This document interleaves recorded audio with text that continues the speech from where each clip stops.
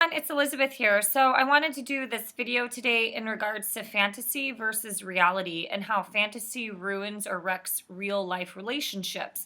A lot of times we think of our personal romantic relationships as more of a fantasy, but a lot of times people who do live in a fantasy can kind of wreck or ruin friendships or just even, coworker, colleague relationships, work relationships, things like that. So here's the thing. We live in a world today where fake news does exist to some degree, or somebody, posts something online, or a journalist kind of misinterprets a research study. They post the article online, and then it's like the game of telephone. Other people are doing research on that. They post their own blog or opinion on Facebook. And a lot of things are a combination of fact and fiction, or fact and opinion based. So obviously, if you have a bias, you're going to be supporting that narrative of what you want to support. Obviously, we see this a lot in the political realm. But the thing is, even with something like news articles, or there's satire type of news articles, we kind of don't really know what is reality, what is real, and what is fake. And so people are kind of like that as well. I've talked about this in other videos that I've linked down below, kind of dating videos, that everybody comes with a mask on. There's a lot of people who don't really wear a mask. Their mask is their genuine self. It takes sometimes like 3 to 4 months to start seeing the cracks through this facade, sometimes up to half a year. And then within a year, you should start to kind of really get to know a person. So you will be able to notice time periods in your life, or even in friends' lives, when they've lived a little bit more in fantasy versus reality. And we see ourselves living in fantasy a lot more in the romantic, interpersonal love relationships more. So just to kind of get a little bit of an understanding of what fantasy is versus reality,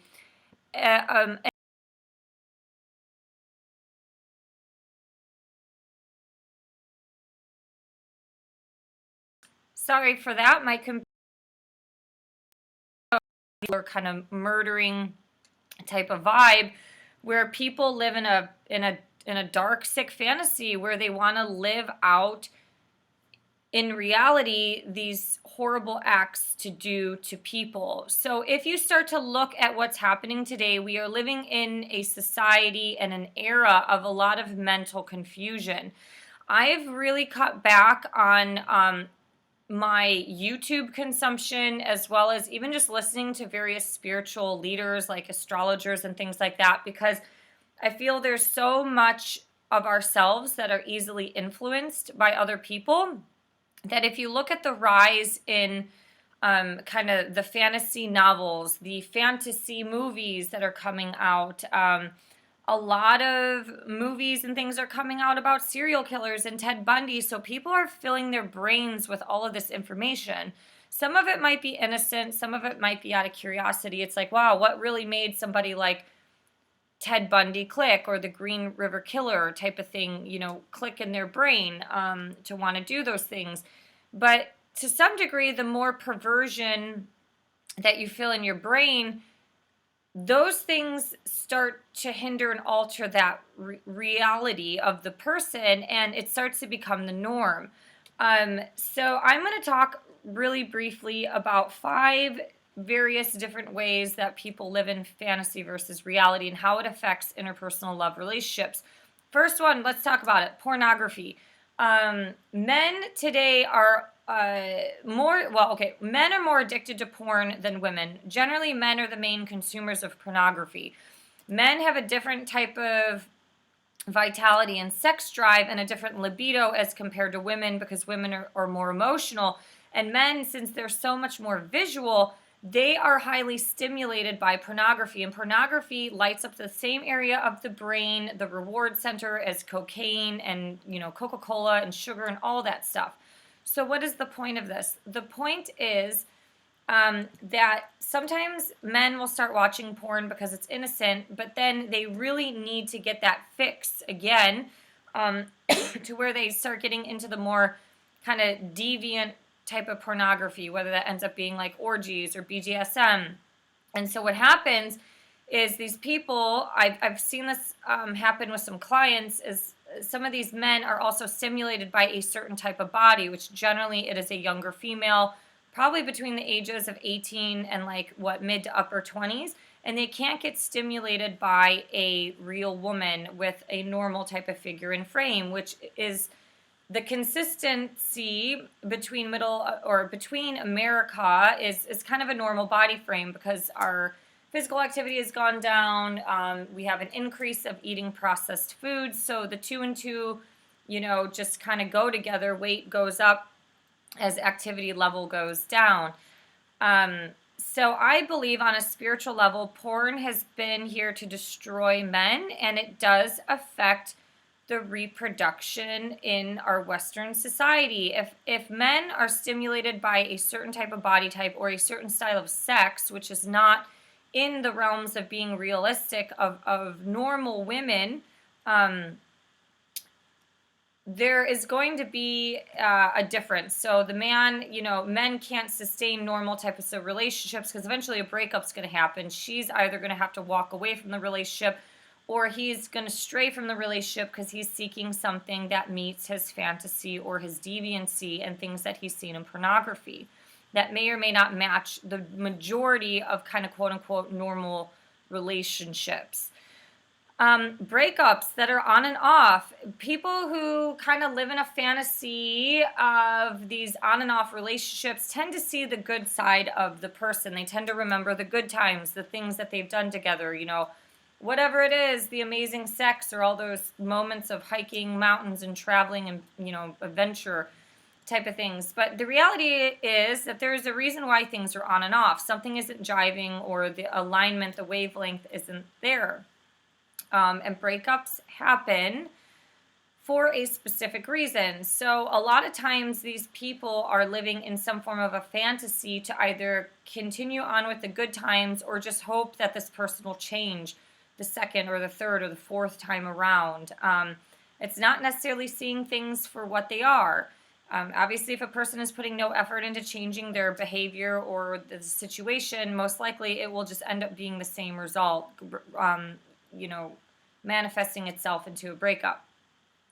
The third way is through projection. So this kind of goes a little bit with what I just explained, but a projection is your thoughts or your beliefs that are being projected onto somebody. Sometimes we have negative projections, sometimes we have positive projections. Sometimes that projection can be delusional in that fantasy, especially with millennials, because we grew up with Disney. We've only been indoctrinated to see happily ever after stories. Cinderella meets her prince. Snow White meets her prince. Most Hollywood stories, there's bumps in the road in the relationship, but basically the people get together, they unite, and then it's happily ever after. And so our projection of our own fantasy or what we want to see in the person or the end result of what we want can definitely hinder the reality of what is going on in the relationship.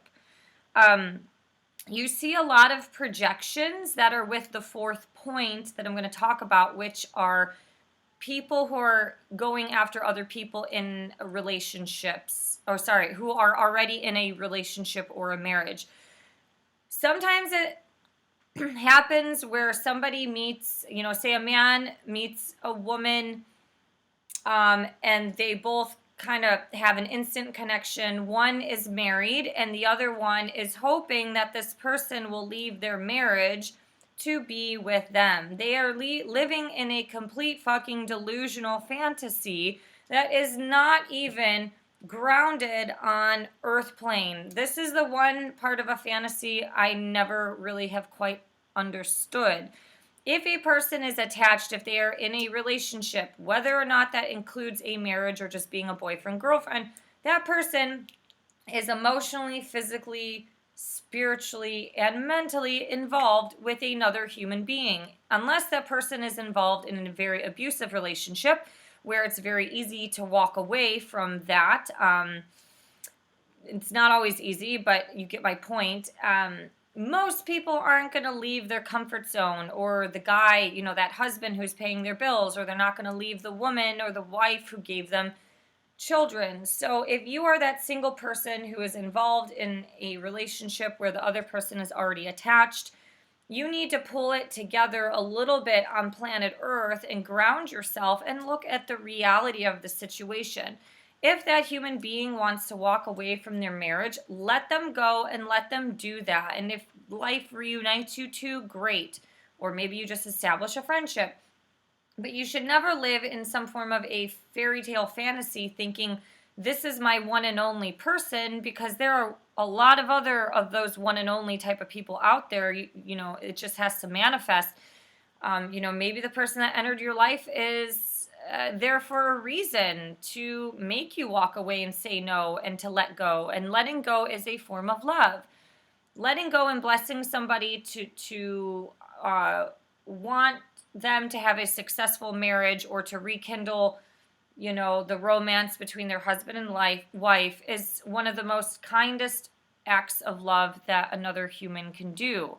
That doesn't come from a selfish place. The selfish part of you wants them to leave their family or their marriage or their boyfriend or girlfriend to fulfill your need and satisfaction. So you have to look at this as far as fantasies can a lot of times be very selfish. One of the most selfish forms of fantasy, which is the fifth one I'm going to briefly touch on, is that whole point of psychopathy, narcissism, as well as that serial killer murdering type of thing. Taking a human life is the most selfish and messed up thing that any other human being can do. A lot of these people live in a delusional fantasy. If you've done any research on serial killers or like Ted Bundy, when you looked at someone like Ted Bundy, he started watching pornography at a very young age. And so his mind, his mind was getting warped by pornography and going very deviant sexually at a very young age, meanwhile not receiving enough love from his biological parents and his mother having, I think, like a second marriage and things like that. So the biggest psychopathy, narcissism, these psychic vampires, people who are trying to steal your energy, which is a topic that I talked about in the last video, which I'll link down below, is not only a dark fantasy, but it's one of the most selfish acts that anybody can do, which is trying to steal from another person, steal their energy, steal their life, steal their emotional support, steal their empathy, and things like that. And psychopathy, like I said, a lot of people live in a delusional fantasy, which is more of like a fairy tale. They want to meet their prince or princess and have this, great life. The other end of the spectrum is that darker fantasy, which includes like the more deviant murdering, or just, living a life of, having to go through like orgies all the time and things like that. Like to some degree, there is a little bit of a fantasy bubble that person lives in. So it is very, very important to ground yourself and to live in reality, which I'm going to talk about in a different video.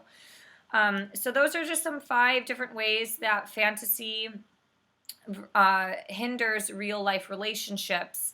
And if you have any thoughts on this, definitely feel free to post them below. I've been losing my voice, so I'm going to end this video, but thank you for sharing your thoughts and your wisdom. Thank you for liking, sharing, commenting, and subscribing. If you like my voice, you can subscribe to this channel.